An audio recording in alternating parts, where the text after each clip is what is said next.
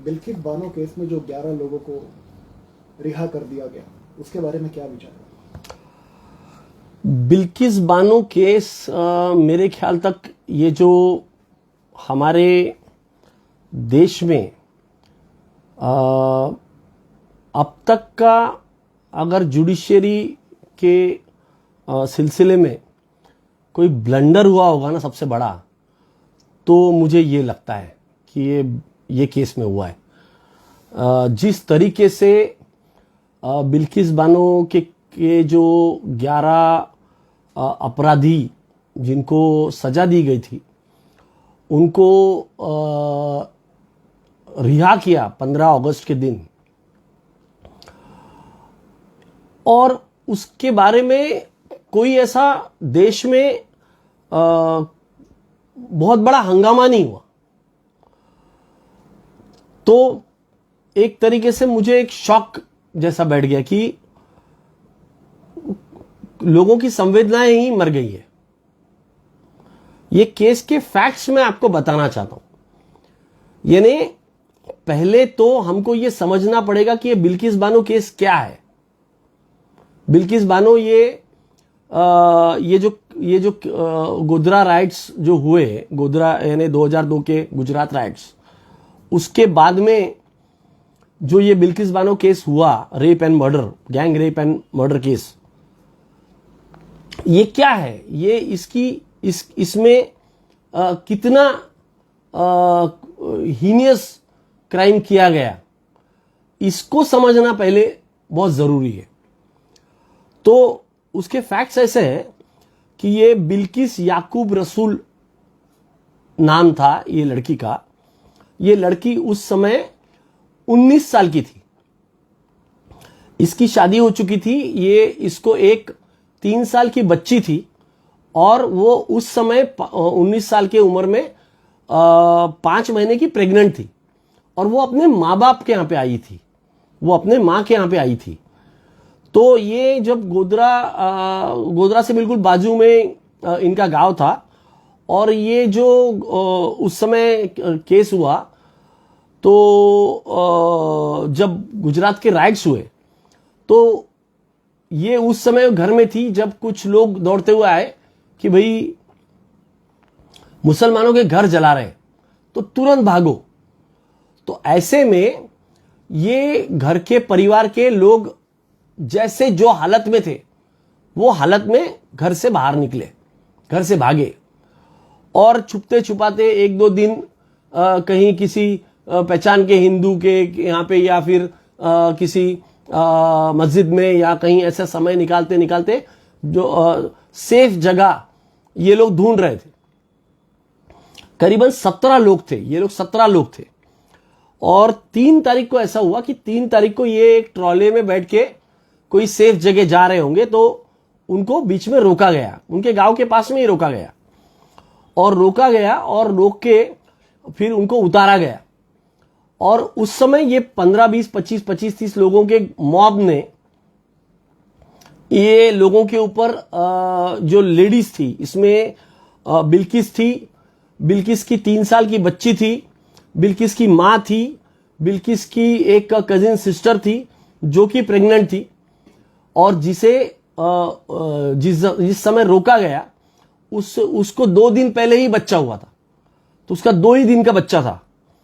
और उसके कुछ भाई बहन, भतीजे भतीजी, और 2 एडल्ट, दो पुरुष, ये ऐसे 17 लोग उस समय वो लोग ट्रैवल कर रहे थे जिस समय उन्हें रोका गया। और उसके बाद में बिल्किस के ऊपर 3 लोगों ने रेप किया, कपड़े फाड़े उसके, रेप किया। ये चिल्लाती रह गई कि मैं प्रेग्नेंट हूं, मुझे आप छोड़ दो। और खासियत बात यह है कि ये जो लड़की थी, ये उनको जानती थी, ये उनको उसने अपने ये लोगों को, जो लोगों ने उसके साथ में ये दुर्व्यवहार किया, उनको जानती थी, उनको छोटे से बड़ा होते हुए उन्होंने देखा था। जब ये छोटी से बड़ा हो रही थी तब उन्होंने पूरे गांव में उनको देखा था। जानने वाले लोग थे जिन्होंने ये हरकत की, और यही हरकत उसके मां के साथ में हुई, उसकी जो कजिन सिस्टर थी, जो 2 दिन पहले ही जिसने बच्चा डिलीवर किया था, उसके साथ में भी गैंगरेप हुआ और बाकी लोगों को भी वो लोग मार रहे थे। तो जब ये इसके साथ में गैंगरेप हो रहा था तो ये अनकॉन्शियस हो गई। उन्होंने अनकॉन्शियस होने के पहले उसमें से एक व्यक्ति ने बिल्किस की 3 साल की बच्ची को पटका, एक वहां पे पथरीली जमीन थी उस पे उसको पटका और उसको मार डाला। ये उसके आंखों के सामने हुआ। उसके मां के साथ में रेप उसके आंखों के साथ में हुआ, उसके कजिन के साथ में रेप उसके आंखों के साथ में सामने हो रहा था और ये अनकॉन्शियस हो गई। उसके जो कजिन सिस्टर थी जिसका नाम शमीम था, उसको 2 दिन पहले बच्चा हुआ था, तो वो 2 दिन के बच्चे को भी इन्होंने मार डाला। यानी ये जो एक हद होती है, कोई यानी घिनौना कितना आदमी गिरे, उसकी ये पराकाष्ठा थी, हद थी। उस समय वो 5 महीने की प्रेग्नेंट थी, उसको उसके सामने बच्ची को, उसकी खुद की बच्ची को मारा। वो जब वो होश में आई तब देखा कि उसके साथ में जो 17 लोग चल रहे थे उसमें से 7 लोग उसके परिवार के थे। उनका सभी का मर्डर हो गया था। सिर्फ 17 में से वो खुद और एक 4 साल का लड़का और एक 7 साल का लड़का, ये 3 ही लोग बचे थे, बाकी 14 लोगों का मर्डर हो गया था। वो किसी तरह वो जब होश में आई तब वो उसके ऊपर कपड़े नहीं थे, उसने अपने कपड़े ढूंढे, किसी तरह उसको पेटीकोट मिला और कुछ कपड़े उसने पहन के वो जंगल के तरफ भाग गई, जहां पे उसने एक आदिवासी के यहां पे शरण ली। तो और उसके बाद में फिर शुरू हुई उसकी लड़ाई की पूरी दास्ता, जिसमें उसने पहले गुजरात पुलिस को अप्रोच किया। 1 साल अप्रोच करने के बाद में 1 साल के बाद में उन्होंने बोला कि कोई एविडेंस नहीं है इसमें, और केस उन्होंने ये कर दिया, खारिज कर दिया। फिर उसने ह्यूमन राइट्स को अप्रोच करके और वुमेन राइट्स को अप्रोच करके, सुप्रीम कोर्ट को अप्रोच करके इस केस का इन्वेस्टिगेशन महाराष्ट्र से बाहर भेजा, अपना गुजरात से बाहर भेजा महाराष्ट्र, और सीबीआई को अपॉइंट किया गया और इसमें इन्वेस्टिगेशन शुरू हुआ। और इसका हीनियसनेस यानी इसका जो घृणास्पद जो कृत्य है वो आप इस बात से पता लगा सकते हैं कि जस्टिस मदन लोकुर जी का मैं एक इंटरव्यू देख रहा था, एक सुप्रीम कोर्ट जज है, उन्होंने बताया कि सीबीआई ने जब इन लोगों के बॉडीज को निकाला वापस, तो पूरी की पूरी बॉडीज में से एक की भी बॉडी के ऊपर, धड़ के ऊपर सर नहीं था। यानी किसी ने उनकी सर काट दिए होंगे। बिल्किस बानो की लड़की का तो शव ही नहीं मिला, और 6 लोगों के बॉडी नहीं मिली, 6 लोगों की बॉडी लापता हो गई। यानी ये कृत्य होने के बाद में भी वो बॉडी का सर काट के अलग करने का काम किया गया। तो ये लेवल आप सोचिए कि इससे बुरा कुछ नहीं किया हो सकता समाज में। और ये एक छोटा सा किस्सा है, कहां का, गुजरात राइट का। ऐसे कई किस्से हुए होंगे, पर क्योंकि बिल्किस ने हिम्मत दिखाई और उसने वो लड़ी, इसलिए ये केस सामने आया। और होता क्या है कि जब ये केस महाराष्ट्र में ट्रांसफर होता है, और जब केस काफी क्योंकि लेट हो गया था, तब ये जब case rarest of rare case consider करने की बारी आई, तो ये सिर्फ इसीलिए नहीं किया गया रेयरेस्ट ऑफ रेयर केस में, और इसमें फांसी की सजा इसलिए नहीं दी गई क्योंकि ऑलरेडी ये जो कन्विक्ट हुए, उन्होंने काफी सजा अपनी काट ली थी। तो इनकी सजा काफी होने के वजह से ये केस जो है वो रेयरेस्ट ऑफ रेयर केस में नहीं डाला गया। अदरवाइज अगर ये तुरंत इन्वेस्टिगेशन होके तुरंत इसका ये होता और तुरंत इसमें जल्दी जल्दी अगर उसमें सजा मिलती तो ये case rarest of rare case में फिट बैठने वाला केस था। इससे हीनियस कुछ भी नहीं हो सकता। और ये लोगों ने अभी इनके 14 साल कंप्लीट हो गए तो सुप्रीम कोर्ट में एक छोटी सी अर्जी डाली कि हमारा रेमिशन कंसिडर किया जाए। तो सुप्रीम कोर्ट ने यह बोला कि स्टेट गवर्नमेंट कंसिडर करे एज पर रूल्स। ये तो नेचुरल बात है।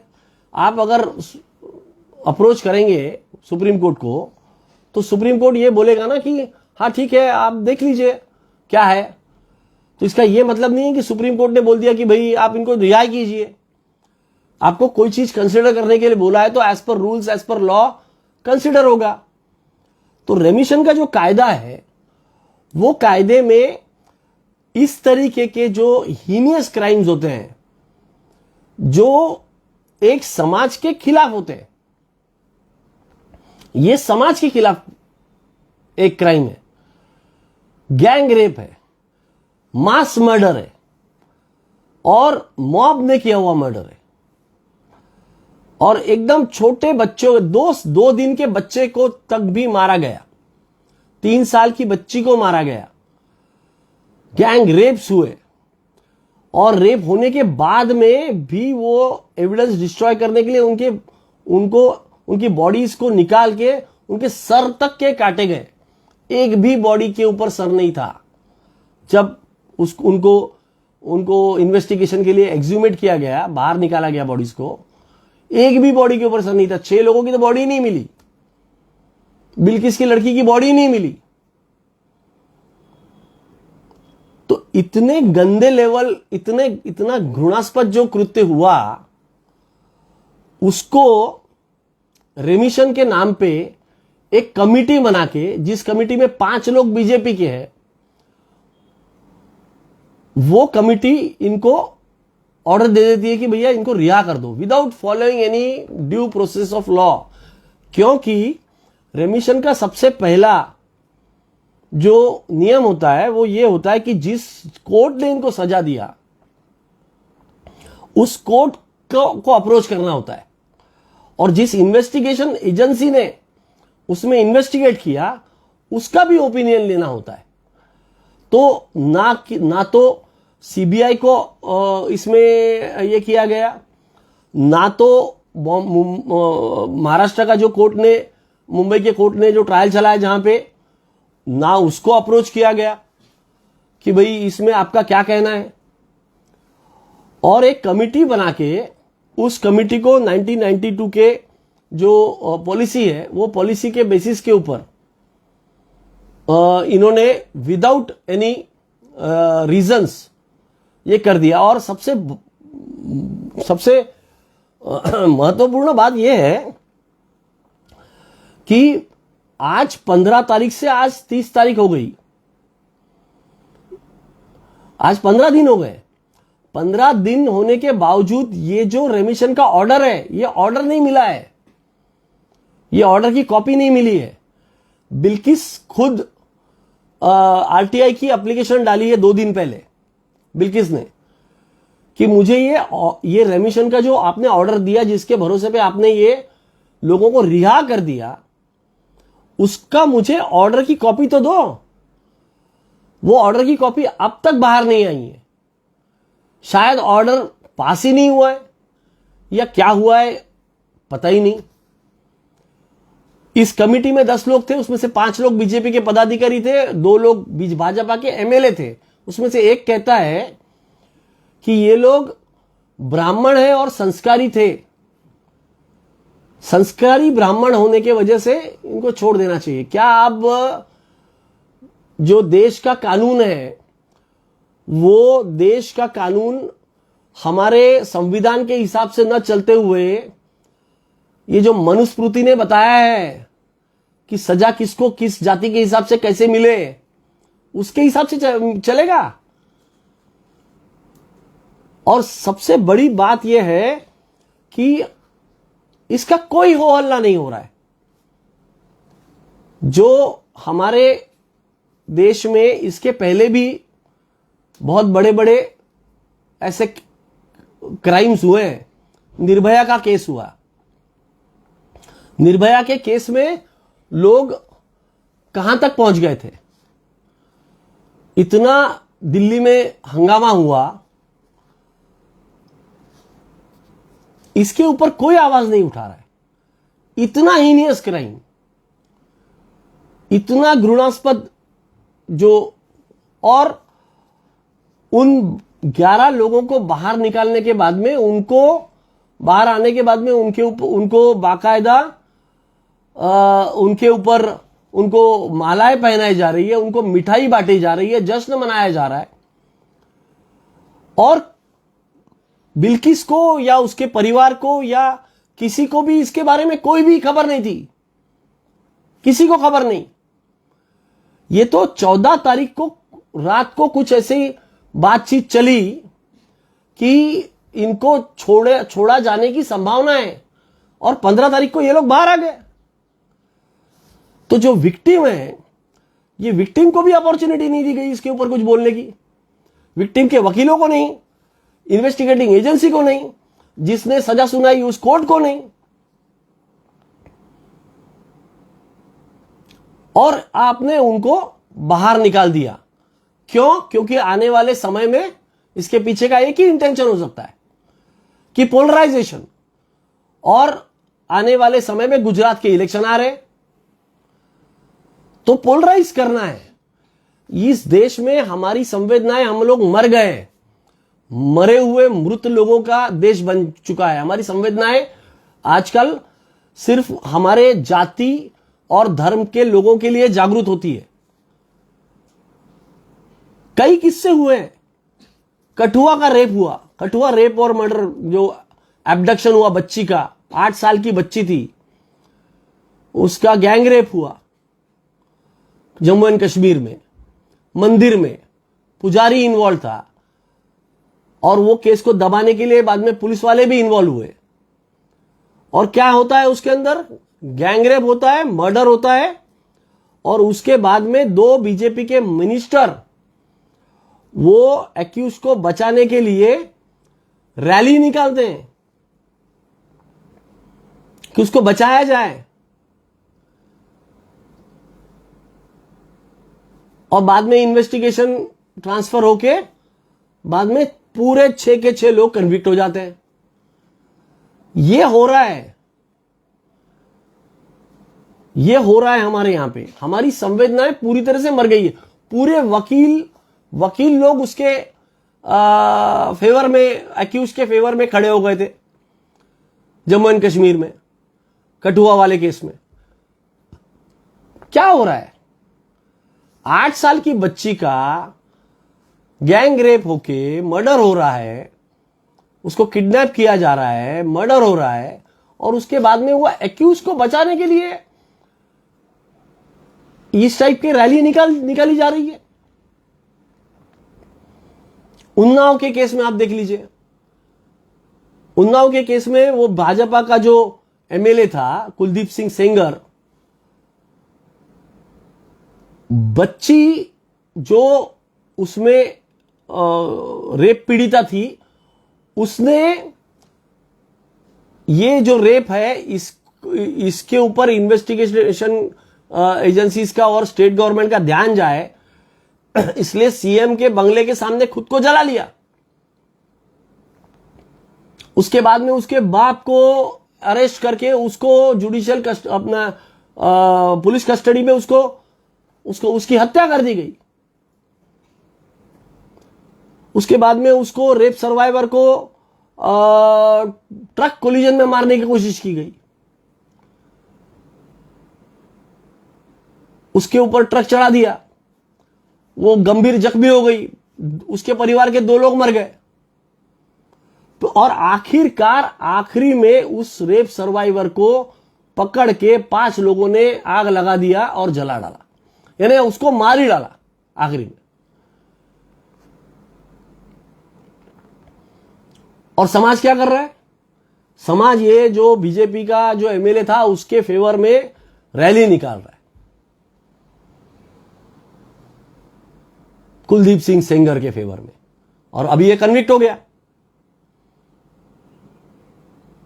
हाथरस भाजपा का एक्स एमएलए रणवीर सिंह पहलवान, उच्च जाति के लड़के, दलित लड़की, रैली निकाली गई उसको बचाने के लिए, एक्यूज के फेवर में। पूरे देश को ये सब घटनाएं मालूम है कि कैसे कैसे क्या क्या हुआ। तो हमारी पूरी संवेदनाएं मर चुकी है। हम लोग एक तरीके से इतना ज्यादा पोलराइज हो गए हैं। इस देश में जो अपब्रिंगिंग हो रहा है ना, जो हम बच्चों को बड़ा कर रहे हैं, मालूम नहीं क्या इसमें हो गया है कि संवेदनाएं जो है, हमारी जो फीलिंग्स है, वो फीलिंग्स एक तरीके से डिवाइडेड हो गया है। जैसे कोई अगर पाकिस्तान में कोई हमला होता है तो हिंदुस्तानी को खुशी होगी, इस टाइप का हो गया है कि मुस्लिम के साथ में अगर कुछ गलत हो रहा है तो हिंदू खुश हो रहा है। ये क्या हो गया? ऐसे कभी नहीं थे हम लोग। ये इतना जहर एक तरीके से घोलने का काम हमारे समाज में किया जा रहा है।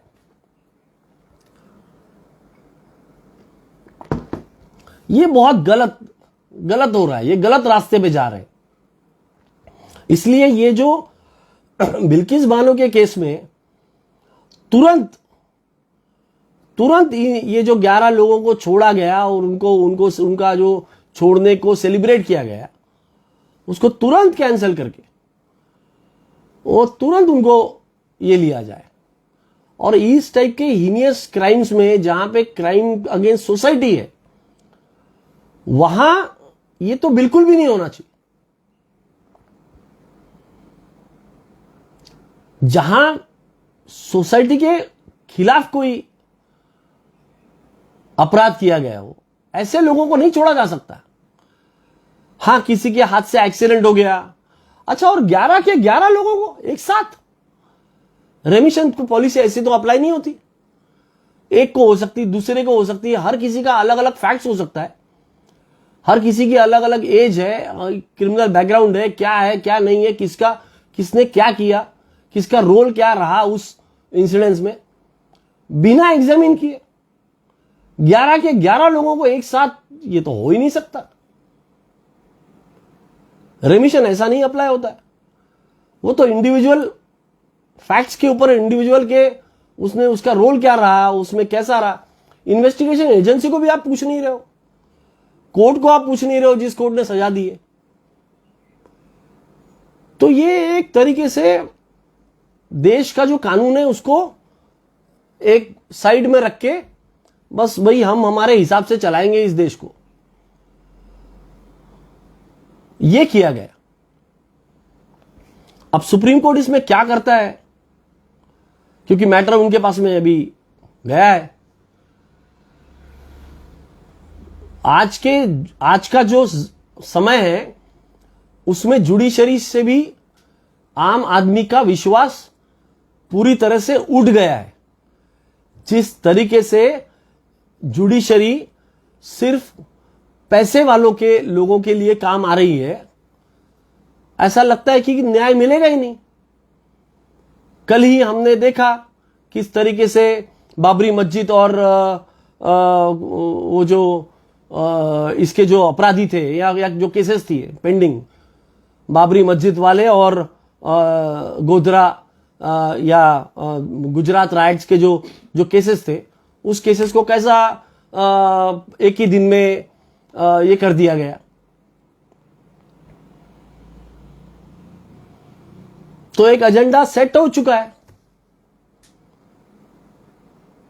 अब आप भगवान भरोसे हो, आपको अपने आप जैसा चलाएंगे वैसा चलो, यही है।